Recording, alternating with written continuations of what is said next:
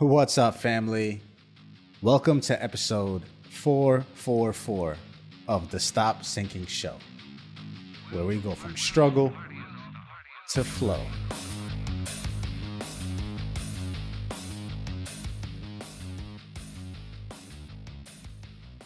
And this is an opportune time for me to talk about my love and fondness for this number, 444. It follows me around. Or does it really? And so I thought it was appropriate to talk about synchronicities, signs, and confirmations from the universe.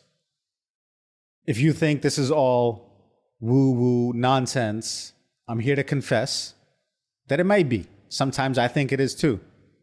But there's parts of it that still passes through my logical filter. And if you stick around long enough, you might see how. I'll start by acknowledging that everything is a sign if you are looking for signs. So there's really no objective sign to do anything. Just the fact that you are looking for a sign is your sign, your signal to do it. And if you're still looking, this is your sign. But still, I have this phenomenon where I come across certain numbers and things that are hard to explain. Especially the number 444. I'll wake up in the middle of the night and it's exactly 444. I'll put an address in Google Maps and it's 4 hours and 44 minutes away. My phone number that I've had since 8th grade has 444 in it that I didn't realize till much later. And it would be easily chalked off as a coincidence if it didn't happen over and over again. And yes, I've thought about it just being my RAS, the reticular activating system that we all have in our brain. Like when you buy a red Tesla and now all you see are red Teslas everywhere. The basis of the game Punch Buggy, that now you'll see beetles everywhere because you're more attuned to it. So yes, your brain can start to make connections or look for things where seemingly there is nothing astounding happening. You can become a coincidence machine if you so choose, especially if you are looking for confirmations. You will find them. So yes, while I use this knowledge as a way to discount that synchronicities are happening, I still can't overlook the entire evidence that can't easily be explained. Like I'll say an obscure, uncommon name like Rambo and hear it a second later on the radio, or can almost finish the sentences of videos that I'm watching, almost as if something inside of me is living slightly in the future than the rest of me. Like time and space fold together to have a quick glitch and I'm caught in the middle of it. After my meditation session where I sit in front of a gym window, sometimes I like to just sit and stare outside at the busy street for a while.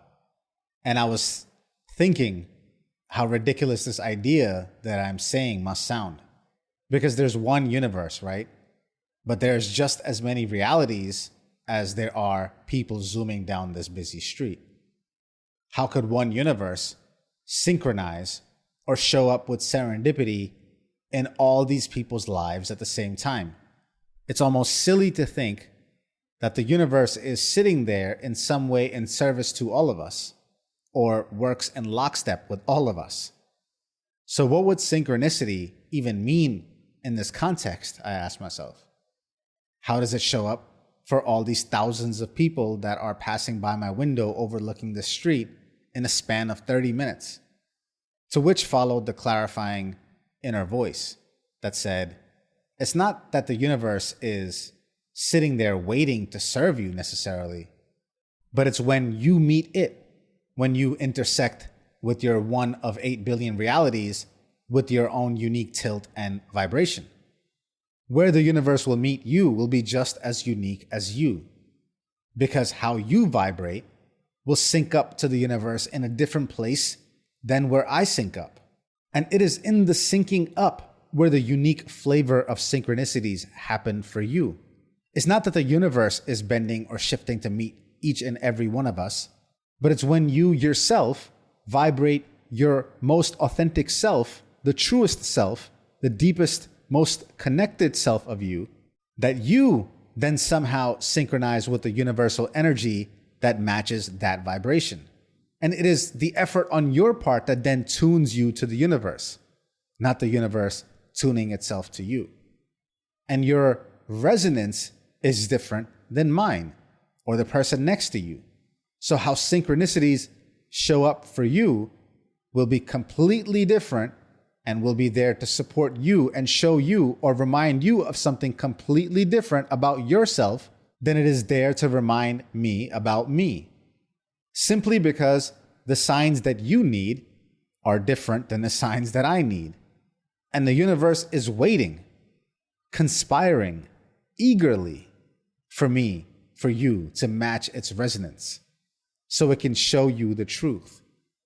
My friend refers to serendipity as little angels, your own personal angels who get so giddy and excited when they get to present themselves to you every so often.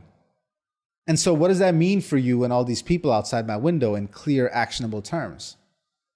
It means that the universe is an open door waiting for you to walk through it to discover the hymns of your heart playing inside. Almost as if to wonder whether the tree falling without you there still makes the noise. Almost as if the music you need to hear has been playing for you the entire time. And as soon as you attune yourself to its earshot, it becomes blaringly obvious and pronounced. And the key to double back and point out is not to rely on serendipity or synchronicity as a hopeful strategy, but to actually do the work to walk into that vibration. And once you do, you can hear the music that the universe has been playing for you all along. Synchronicities aren't random, and they emerge from a deeper interconnectedness where your authenticity unlocks harmony with the cosmos. So let's talk about the actionable how. If you wanted to put yourself in a position where more of you is synced with what the universe has to tell you, then I look at that happening in 3 steps that will help you align your life with your deepest, most authentic self that is trying to come out. When you let your nature shine and feel deeply connected to it, you connect to the nature in all things. The way to get most aligned with your authentic self can look different for everyone, because what is holding you back, or the weight of what oppresses you, is different than that of someone else's. Whether that shows up as a compulsive need to people please because of your own fear of abandonment from conditional love, whether you overly seek perfection. Maybe it's your need to constantly be helpful and useful in spite of yourself. Whether it's overly relying on others for what to believe in because you have no trust in your own sense of true north. Your fears in each of these scenarios are rooted from different things, but the result is the same. You are afraid to be yourself, and you show up in a way to appease for acceptance by behaving in a way that is most palatable for other people. So to find a way back to your authentic self, you can use the following 3 steps, 3 practices. 1, self-reflection. 2, a bit of exposure therapy. And 3, resonance building habits to try and live your life by. Let's talk about each of these separately. Starting with self-reflection. This will be your grounding work, without which you are blind to what subconsciously controls your behavior. Some of this will be deep work, and some of it will be just sitting with yourself daily. But the overall goal in this part is to lend more attention to the part of you that feels disconnected. For many of us, if you have been living long enough, you already know your own tendencies, or at least have a mirror in your life, hopefully, that either points it out or becomes the point of friction in which your wounds are revealed to you, especially for the deep work. Because to see the connections and patterns of your behavior in yourself that points to the deep-seated fears or storylines that you have been living your life by, to uncover what value system has been ruling your life, is so much of the bulk of the work to at least just know where you are bound up, to at least make conscious truths about yourself. This is the inner work, often retrospective, looking back, combing through your life work, therapeutic work, that then builds your awareness of yourself. Only then can you worry about authenticity. Because if you don't know who you are and what you are repressing, then what is being repressed? It's like you got programmed once and lived your whole life on autopilot since. With no inner dialogue and self-reflection, there's really no one home in there. You're just a machine running a program.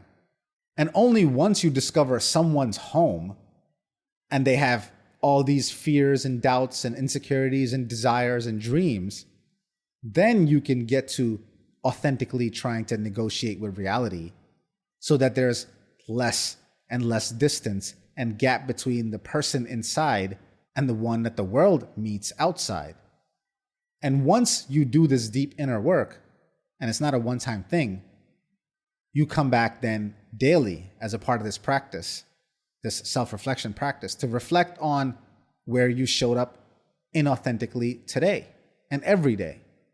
Which moments felt off? What did you do or say or sign up for that didn't really agree with you fully? What parts of your shadows showed up today in those decisions and actions? What fears are they masking? And then, what would your ideal self do differently? And each day then, building to the next, you get better and more practiced at being your own authentic self, versus this program that you learn to run just to survive. Second on the list is exposure therapy of sorts. This is about doing the things that your authentic self would do and would want you to do. To make the video, to hit the upload button on that post, to write a page of that book, to take the first steps in starting that business, to show up for that public speaking class, to say your first no without explaining, to share one thing that makes you feel vulnerable. Whatever your flavor is of the source of inauthenticity that you discovered in your self-reflection, whatever the thing that you are afraid of doing or been wanting to do, you do a bit of them in this step. This part is about doing new things. And here's the secret.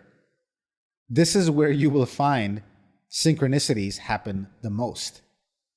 Passions discovered, community found, support. Quite literally, if you want something new and miraculous to happen to you that feels like the universe met you there in its full form, you have to be willing to put yourself in the way of it. If you want something new, you gotta put yourself in new places, so something new has the chance of even finding you. If you want confirmations and signs, you are more likely to find them on the way to following your heart. And if you're not following your heart to new places, what are you seeking confirmations for anyway? What good will synchronicities do for you? What will they sync with and sync for if not your heart? And the more you do this, the more you follow your heart, the less your mind will rule you with all its stories and fears of judgment and abandonment. This bit of exposure therapy will slowly erode all the inauthentic coping mechanisms that you have called your life, which will truly reveal your true core self. And as you do more and more of that, and the fears fade, you will resonate your nature more openly, inviting the angels of serendipity as you sync with the universe and what it wants for you, what you were literally designed for. What else would the universe want for you other than that?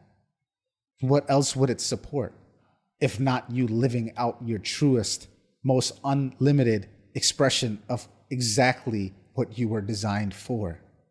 You living by and for your design fully is universal harmony. And the third on my list is to make this a habit.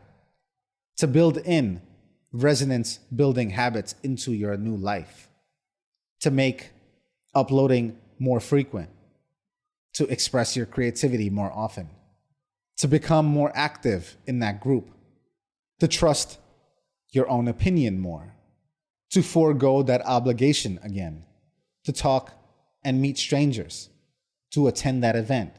Again, whatever felt repressed, it's time to make it feel more at home within you by giving it a routine reinforcement of exposure. Over time, what felt threatening to you, what kept you inauthentic, what you once dared to break out of, will feel like an easy Sunday morning. Just you in your own skin, barefaced and unabashed, like I woke up like this. And let's not forget the result of this for you, aside from already feeling like a better life to live, that the more frequent, the more ingrained, the more often you repeat what feels like the truest you, the more synchronicities will keep showing up. The more supported you will feel by the universe, quite literally because you are more supported. The universe wants you to have what you truly want, but it doesn't support dissonance. It doesn't support conflicting energies, repression. It doesn't support the act you've learned to put on to survive. It's already created you to thrive and is eagerly waiting to sing along as soon as you discover your own voice. Angel numbers, they're everywhere. To you, what is divine shows up in a different digit with different distinction, taking you to a different destiny. Where you meet the universe is different than where I might meet it. But just know that when it shows up, and pay attention to the times that it does, just know there's something miraculous happening here. And what invokes that miracle might just be you. I love you, family. Stay true always. I see you on the next show.